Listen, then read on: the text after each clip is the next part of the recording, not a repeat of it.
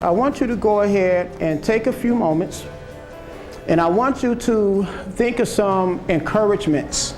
Right after I got out of court, I went to the probation office and talked to them, and they directed me over here. And that's when I very first met Derek. And so he's like, "Hey, I'm going to be doing this parenting class, teaching it." And I was like, "Okay, that's cool," you know. So I was really excited about it because when I first met Derek, he was an awesome guy, you know. So I knew I was going to like this class. You know, I've raised my kids on my own, and I didn't think I needed help. So I was kind of like negative about it, like, why do I have to do it? But then like when I started coming and learning all the good things, I was like, wow, you know, like this is pretty good. This is stuff to know. I used to yell a lot. I used to just go pick that up or do this, do that. Now my communication is, you know, I ask them first, what do they want to do? How do they feel? The I feel statement, the communication, what is wrong with them, because every time that they cry, I used to say, be quiet, you know, you don't have to cry. Now I ask them, why are you crying? What can I help you with? That's my big effort to do communication. The mission of Family Building Blocks is to keep children safe and families together. Our work is designed to break the intergenerational cycle of child abuse and neglect. The most high-risk families come to Family Building Blocks for support. And as you can imagine, families who are impacted by incarceration are at very high risk for intergenerational cycles of poor decision-making, child abuse, and neglect. When we did look closely at the data, we were surprised when we saw that 35% of our families are indeed impacted by incarceration in some way. The most rewarding part, I think, for me, is what I learn from the parents. When I see an aha moment, when I see somebody that's really getting it, and then when people share things that, you know, allow the rest of us to learn from their experiences, I find that really rewarding, and that's what keeps me going. But it's seeing that light come on and realizing that they had a massive understanding, a shift in their own paradigm, if you will. That's nice. Student Opportunity for Achieving Results, or SOAR, is an intense re-entry program on the Chemeketa Community College campus. It's such a fantastic opportunity, and I know that they might be reluctant going in to the program because it's unknown. They don't know what to expect, and usually they haven't had perhaps a very good relationship with their parole officer in the past, or our agency in general. But I've seen the results, and it really is truly amazing. I've tried it my way, and it's never worked. It hasn't worked. I'm trying to hope that I'll learn something to break that cycle. With the SOAR program and the Chemeketa Community College, you know, they're right there. They're great. You know, hey, we can help you get this if you want to go this way. We can probably help you up with the job. I honestly love the program. The teachers or facilitators are there. They help me out, you know, but you can tell that they genuinely care. And I mean, I think it's fabulous. I think it's just the whole environment, and I want people to be part of that, to give them an opportunity to grow, get skills that they most likely didn't have in the past, and be able to live crime-free and contribute to our community and build it up instead of hurting it. I think there's one thing that's wrong with the community, and I'm talking to myself. This is what's wrong with Dick Withnell. The professionals should do it. The county commissioners should do it. The governor should do it. I think that's backwards. It's the community that needs to step forward and to come alongside of these people. And the community, if the community does that as a whole, then our whole community will benefit, and this will be the best place to live. These programs are working. People's lives are changing for the better, and our community is much safer and stronger as a result. What a great return on investment.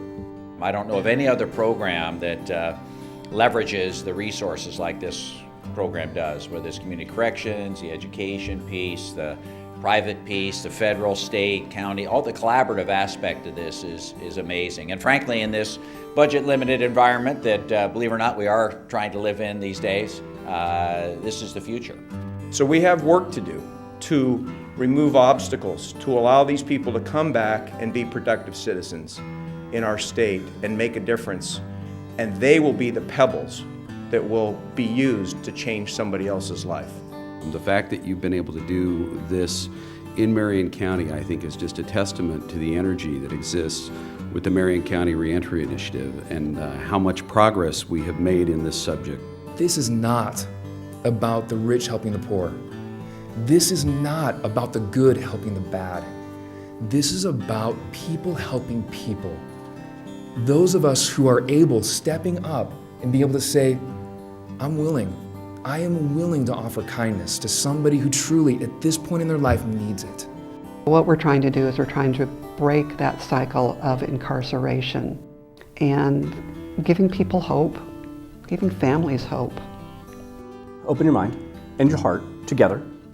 I'm not saying to become a bleeding heart, per se. I'm saying just open it and think about, what if a family member of yours made a mistake? Wrong place, wrong time.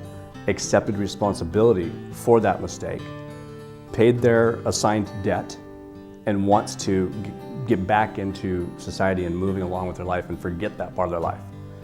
What if that was somebody that you knew and loved? What would you do? I finally come to that point in my life where I think it's time to change, you know? And it doesn't seem hard anymore. I feel optimistic and just so, you know, I just feel like, used to feel like people were holding me back, but it was myself holding myself back. And now I just feel like I got the world at my feet and I can do anything I want.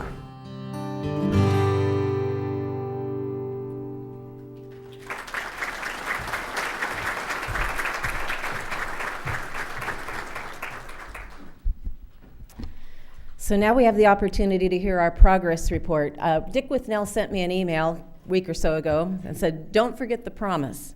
I wrote back and said, what promise? He was our closer last year, and he said, I promised everyone if they gave a monthly, was it a monthly contribution, that if they didn't like the results, that he would give them their money back. So the pressure's on me today to make sure that Dick doesn't lose his money, right? Want to thank Walt for his comments, and we didn't actually share notes at all in this, but we were certainly on the same track in terms of what we were looking at. Walt talked about justice reinvestment. This is House Bill 3194. The legislature passed this bill in 2013, and the concept behind the bill is we cap the current prison population so we don't have to build a new prison, and then we invest those dollars that we would have spent building a prison into our communities so that we can do the types of programs and treatment that you've seen here on the videos today. It is a little bit interesting because we get $22 million roughly. I'm going to keep looking at Jeff Wood. He nods his head when I'm getting these things right or wrong, for baseline funding. So that's the foundation, as we call it, supervision. And you saw how great our parole and probation officers are in building that rapport and working with people. And we fought really hard in this last legislative session to get about $38.5 million for justice reinvestment, which for Marion County, that translates into about $3.5 million. So 22 for baseline, 3.5 for new things. But we are grateful for the 3.5 that we received. We're hoping that money continues, and we're building some really fantastic programs here to augment the things that you've seen so far today. Also, I wanted to mention, and I didn't mention it in my introduction of Walt, but Walt serves on the Oregon Criminal Justice Commission as well, and that's the group that is guiding this process as we move forward. So there are several parts to our justice reinvestment plan, and we have been spending, as a Public Safety Coordinating Council, about a year working on this plan. The first part is, let me see if I can get this to go, there we are, is reducing recidivism. If you've been at these breakfasts before, you're familiar with this term. It's a large word that's very hard to say 3 times fast, but the idea is that we are preventing people who come out of prison or incarceration to go back in. If they don't commit a felony, a new felony crime within 3 years, then that means that we're successful with that person. So you can see that back in 2002, we were at roughly 36% in our recidivism rate. Last year we were at 14%. We do a 3-year look back. This year we bumped up a little bit to 21%, and you're going to see ebbs and flows over the course of years. But this is a great trajectory that we're on.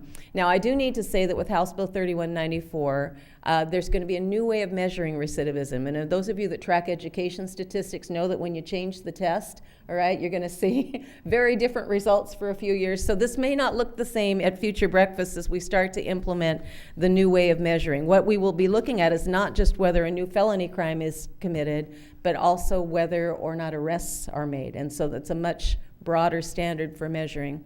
But I think it will be interesting to see how well we do, because with lives changed, obviously we don't want people getting arrested any more than we want them committing a new felony crime. So where does the recidivism reduction start? Well, it really starts with our prison reach-ins.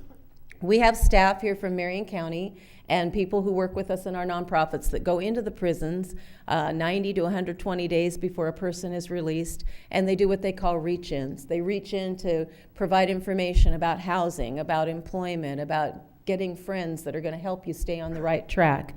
And you've seen this statistic before, those of you who have been to prior breakfasts, but what we found was that when we started doing the prison reach-ins, before we did prison reach-ins, there were about a third of the people that came out of prison that never even showed up, even though they were supposed to, for that first report to parole and probation within 24 to 48 hours. Now we have a no-show rate of about 3%. So it very much reduced that.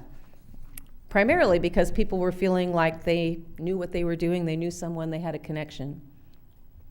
The SOAR program, and you heard a bit about the SOAR program on the video. We've had 400 participants in the SOAR program since 2010. This is a program that is a cohort-based program, 25 to 30 guys on the Chemeketa Community College campus in a facility that's newly remodeled, and we thank Chemeketa for their efforts in finding us some great space for that. They receive training for 90 days in employment, in cognitive treatment, in parenting and pro-social activities, and it is a wonderful, wonderful opportunity for people to change and grow, a very intense experience. You can see the results here that the folks who graduate from SOAR graduate at a much higher rate than those who graduate from traditional treatment.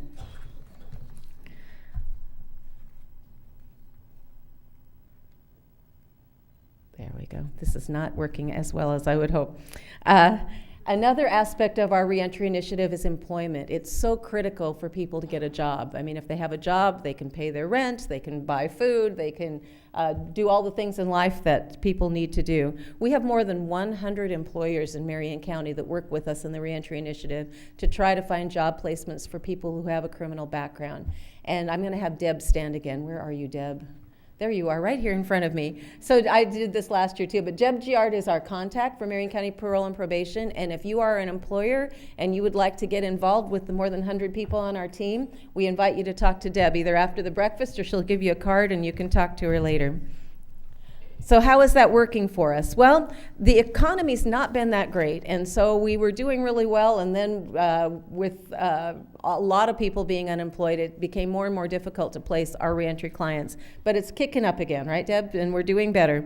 So you can see the state benchmark is 39% employed. Our medium and high-risk clients, those are our hardest clients to place, are at 51%, so we still about half of them are not employed. And our low-limited risk clients are at about 67%. So we continue to work to try to find job placements and to successfully have people gain employment. Families and children. Last year our breakfast was totally focused on families and children. And you can see there are a lot of myths around families and children, that the children go to foster care and magically get adopted and live happily ever after. You can see the data there. Only 7% of our children are in foster care. Most of them are with grandparents or with a partner or with a spouse. And many, many of our clients are parents of children. So we're working really hard. Derek Postel, he was our guest speaker last year. We lost him. He moved out of the area, but we have Craig Botsy has hired Jack Talley. Where's Craig? He's here somewhere, right? There you are over there. Is Jack here?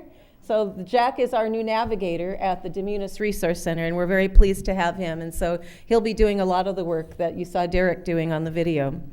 We also have a great opportunity through, there we are, the Demunis Resource Center to provide housing, health care, basic needs for clients. So it's a place where people go when they come out of prison or jail, and many of them that are involved now in the diversion programs that Walt spoke about are also accessing the Demunis Resource Center, who is named for Chief Justice Paul Demunis. This was his vision, his dream, and we're so thrilled that we can carry that on year after year. We have a legal clinic. Kimberly Mansfield has been involved in making that happen, and and Chief Justice Demunis, former Chief Justice Demunis, also was really involved in putting that together. So you can see that there are family law cases, expungements, and other civil issues that the legal clinic is involved with. So that's just some very brief highlights about our recidivism reduction strategies, and that's what we've really focused on in the past 7 years. But now what we're looking at also, because of House Bill 3194 and justice reinvestment, is what we're calling prison diversion. So can we actually work with clients who are property offenders, nonviolent drug offenders, alcohol, and keep them in the community, manage them in the community, and use these same strategies that we've been using to so successfully integrate people who come out of prison. We can do that for people and not have them go to prison at all.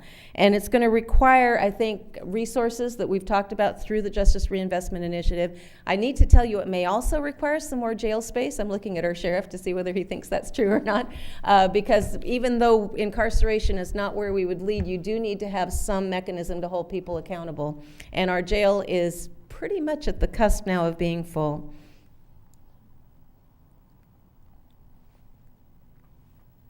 Oh, then it went twice.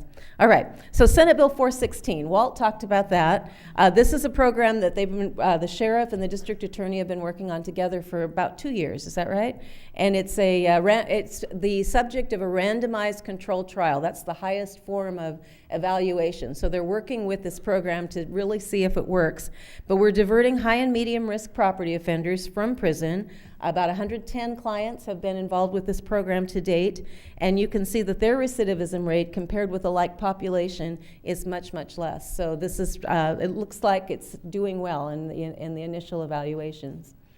The jail reentry program is a lot like the SOAR program, but these again are for people that aren't coming out of prison and reentering, but people that are being diverted from prison, getting those services through the Demunis Resource Center, being involved at the Marion County Work Release Center. Our outcomes again are to reduce the going back to jail or going to prison, substance abuse, increasing employment, and increasing housing.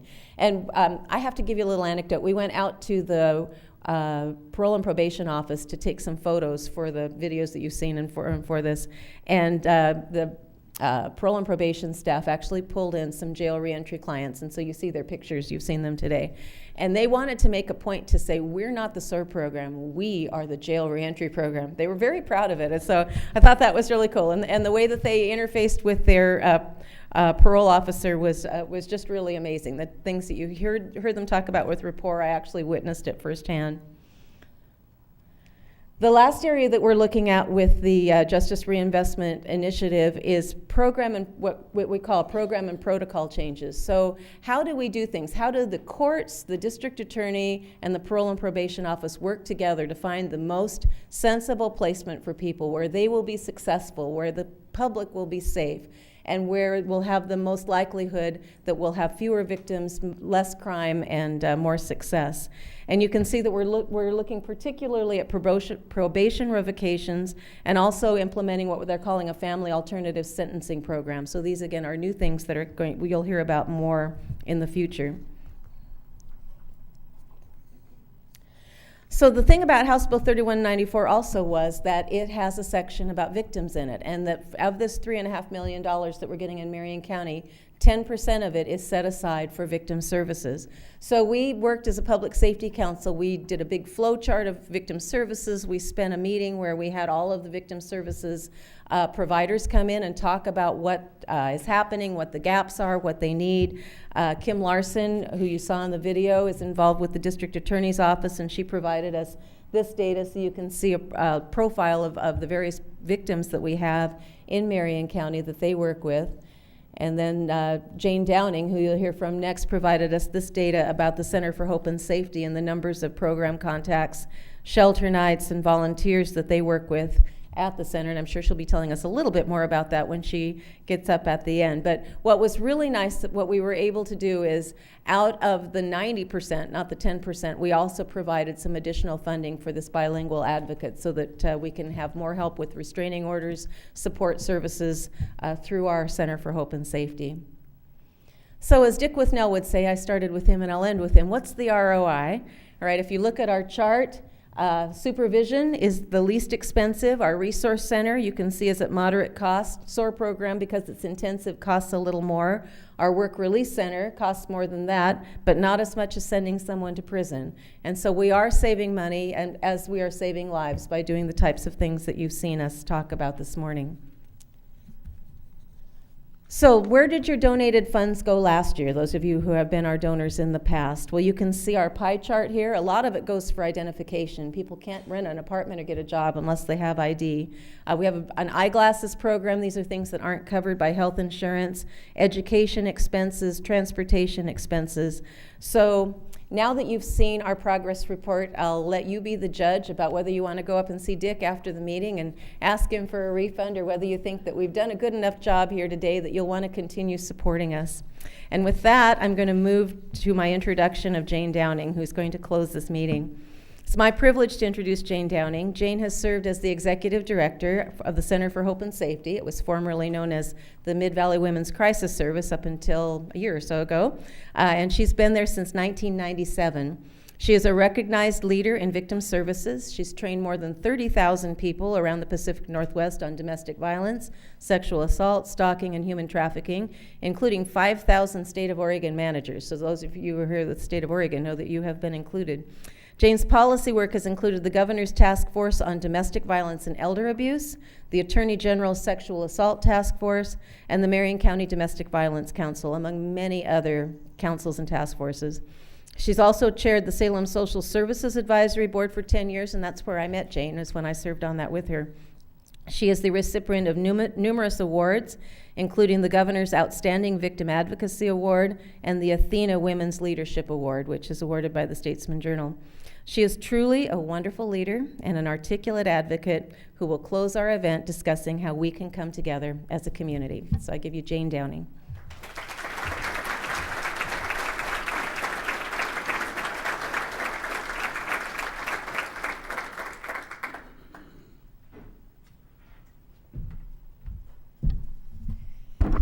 Thank you, Commissioner Carlson. Good morning, everyone. I appreciate the opportunity. You might think it's really interesting. Why is someone from Victim Services coming up and talking about closing a program on reentry? And we are truly privileged in Marion County to live in a community that looks at public safety in a broader view. I have the opportunity on a regular basis to speak with Walt out in the community about domestic violence, sexual assault. We work really closely with the Sheriff's Office and the victim services that they provide. Salem Police Department has a victim advocate. We truly, here in Marion County, have an opportunity to take a step back and say, how do we make sure not only are we looking at the victims, but how do we make sure we don't have victims in the community in the future? And I always love the model of one less victim in our community. And the reentry program has given me personally the opportunity to look at this in a little different way, to be able to say it's not just about the programs and what we're providing in the community, but how do we look at that broader view and say, how do we make sure that other individuals have a second chance in our community to make a difference, to not have further victims? And House Bill 3194, this community comes together and we all do it together. We visit with legislators and talk about how are we looking at it as a community? How are we doing it together? Here you have victim services who serve on the Public Safety Coordinating Council. I get to serve on that. Other individuals serve on that. It's one of those places where we are kind of unique in the state of Oregon. And so today, I feel honored to be able to come and talk about and encourage you to give to this program. And for the very first time ever, thanks to Commissioner Carlson, who sat in a meeting with us when we were talking about victim services and said, why don't we do the same thing locally that we're doing as a state in 3194? And why don't we take 10% of what we raise today and have it go to victims? So when you think about the ID that individuals need in order to rebuild their lives, victims need that too. When you think about eyeglasses, victims need that too. And I've always been pretty envious of this program when they sat and talked about, we're going to be able to do that. We're going to be able to provide that service. And thanks to you all this morning that give, 10% of that will also be supporting victims. So we truly are having that round piece of looking at this from all different perspectives. So I'm truly honored by that and thankful for that happening here. So I'm going to do some logistics for you to make sure that you know exactly how you can give today. You can give cash. You can give by credit card. You can give by check. There's really no wrong way to give. We're going to have folks outside that will be happy to take your donations this morning. Our goal is $20,000. Please help us to be able to meet that goal, because whatever you do is going to make a difference for folks who are coming back into the community through reentry, and it's going to make a difference for victims in our community. So you truly can help. All of the donations you make, whether it's a large one or a small one, will make a difference for someone in our community. If you pledged last year, we are keeping a second commitment, not only that Dick with Nell will pay you back if you don't feel that you have that return on your investment, but also we are making the commitment. Last year we told you that if you donated monthly, and you didn't tell us that you want to renew that donation, there's actually a box on the little card that you're going to get that says, continue my current contributions and an amount. If you don't fill that out, your contribution that you were giving monthly last year will stop, because we made that commitment to you. And so please fill that out if you want that to continue. If something changed in your credit card over the year, please fill out that line again and let us know how you want that contribution to make, to continue on. So if the table captains will hand out those cards and envelopes, if you haven't done so already, here's the thing that I want to leave you with today. Please realize that what you do here this morning will truly make a difference for our community in the future. It will make a difference for those individuals. This pays for things outside of those programs that otherwise would not be available. And this year, it will also make a difference for those victims that do not have access to funding outside of those usual types of things to restore them. So I want to just say, on behalf of our programs, of all the programs here that work on reentry, and you have an amazing group of people that do that, thank you for being willing to take a step forward to join with us. And I'm going to be one of those people too, just like every year, making that commitment of we're going to be able to take public safety to a new level, to make a difference for our community, to restore individuals, and truly have a community that cares and supports individuals who are starting their lives anew. So thank you all very much for your commitment, for your willingness to help. You really will be changing our community for the better. Thank you.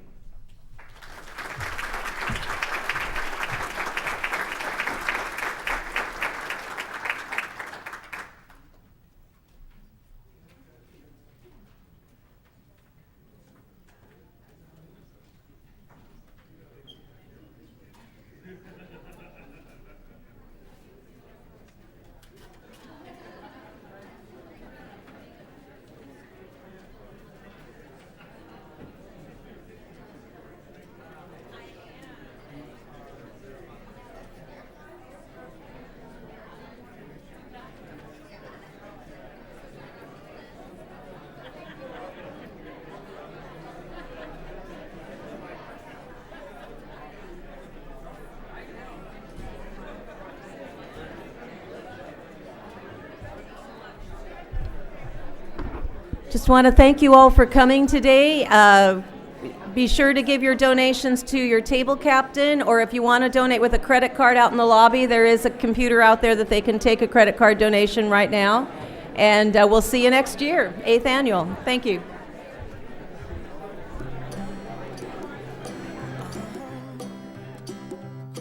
If you ever find yourself stuck in the middle of the sea, I'll sail the world to find you. If you ever find yourself lost in the dark and you can't see, I'll be the light